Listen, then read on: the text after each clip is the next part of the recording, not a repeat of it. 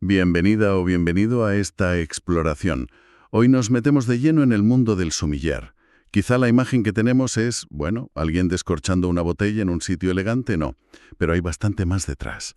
Vamos a intentar entender qué define un sommelier y de dónde viene esta profesión, que tiene unos orígenes curiosos. Venga, vamos a desgranar esto. Sí, exacto. Y esa imagen, como dices, se queda corta, porque hablamos de una profesión que necesita una base técnica muy sólida, pero también tiene un componente humano casi psicológico, diría yo, de comunicación. Vamos a ver cómo surgió y por qué se hizo tan importante, muy ligada al placer de comer y beber bien. Vale. Empecemos por lo básico, pero intentando ir un poquito más allá. ¿Qué es un sommelier hoy en día? Un especialista en bebidas, vino sobre todo, claro, pero el abanico es más amplio, ¿no? Mucho más.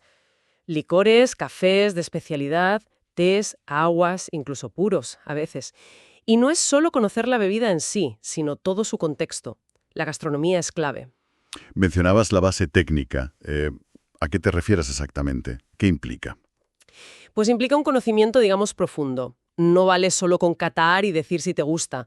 Hay que entender de viticultura, cómo afecta el suelo, el clima, la uva, la ampelografía, que es el estudio de la propia vid, las variedades, y por supuesto, la enología, cómo se hace el vino. Saber por qué un vino es como es, quizás por las lluvias de ese año o por una fermentación especial. Eso te permite explicarlo de verdad, no solo describirlo.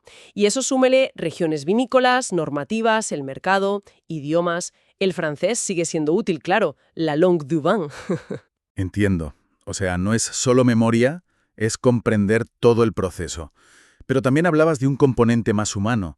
Se dice eso de artista de la sobriedad y el buen gusto. Suena un poco elevado, ¿no? Bueno, suena poético, sí, pero se traduce en algo muy práctico. Es ser el enlace perfecto entre la cocina, la bodega y quien está en la mesa. Es saber leer a la persona, entender sus gustos, lo que quiere gastar, incluso su estado de ánimo, fíjate, para guiarle a la elección que le haga disfrutar al máximo. Transmite pasión, sí, pero sin agobiar. No es un vendedor, es un consejero.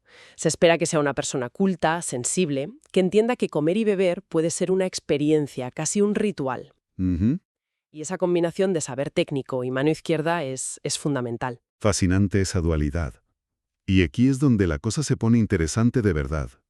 Porque para entender esa figura de hoy hay que viajar bastante atrás. Los orígenes son medievales, ¿cierto? Efectivamente, totalmente. En la Edad Media, las cortes, los nobles, necesitaban gente de confianza para gestionar las provisiones, sobre todo cuando se movían en campañas militares o viajes. Y entre esas provisiones, el vino era esencial. Y el nombre viene de ahí. Exacto. Viene del francés antiguo sommier, que significaba carga. Piensa en bestia de carga. El sommier era originalmente el encargado de los animales y los carros que llevaban todo, incluido el vino. Visto así no suena muy glamoroso, la verdad. Un poco irónico, sí, pero la figura evoluciona, claro. Claro. Hacia los siglos XVI, XVII, ya no es solo el que transporta. Se convierte en el sommier du señor. Era el responsable de custodiar las bodegas, las llaves de las despensas, la vajilla, cosas importantes. Pensemos en lo que significaba eso, en una época donde la comida no siempre era segura y un envenenamiento era un peligro real. Uf, totalmente. Esta persona tenía la confianza absoluta del Señor.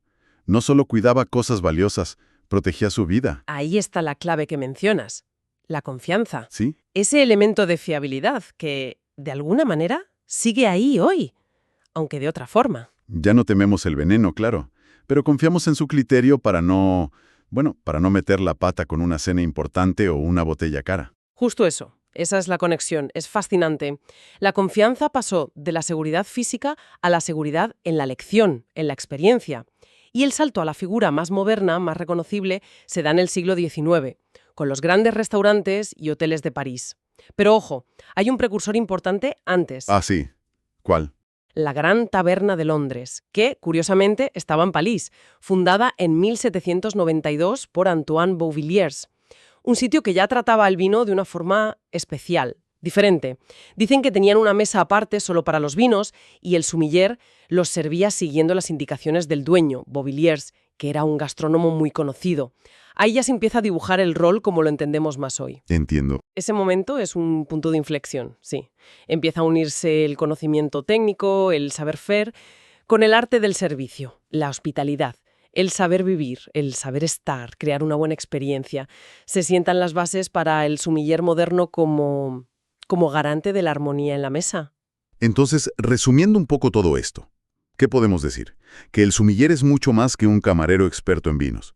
Es un guardián del conocimiento, un intérprete de los deseos del comensal, un director de orquesta sensorial, por así decirlo, y su función ha evolucionado un montón, desde la logística y la seguridad en la Edad Media hasta el arte de la gastronomía actual. Una figura clave para entender cómo valoramos la experiencia de comer y beber. Exacto. Y quizás como reflexión final para quienes nos escuchan, más allá del vino, ¿cómo creen que esta especialización en refinar, en guiar nuestras experiencias, sea con la comida, el arte, la música, lo que sea, refleja lo que como sociedad a lo largo del tiempo hemos valorado? El conocimiento, el placer, el arte de vivir bien. No sé, algo sobre lo que quizás seguir pensando después de esta charla.